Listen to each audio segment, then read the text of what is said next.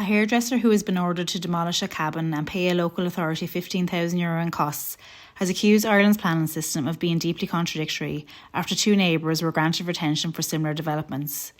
For the last 5 years, Natalia Emelyanova has been locked in a planning dispute with Fingal County Council over a 22 square metre cabin she erected without planning permission at the back of her home in Bealing Village, Tyrrels, Dublin 15. Miss Emelyanova initially intended to use the cabin as a gym or office space during the COVID-19 pandemic. She thought the development was exempt from needing planning permission due to its size. However, it transpired that a planning condition meant that planning permission was needed in advance.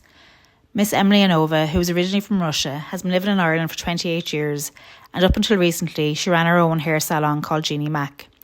In January 2023, she applied for retention permission. However, this was refused. She subsequently appealed the decision to An Comisiún Pleanála, but that was also refused. In February this year, when the matter came before Dublin Circuit Court, she was ordered to demolish the cabin and pay Fingal County Council's costs of €15,240.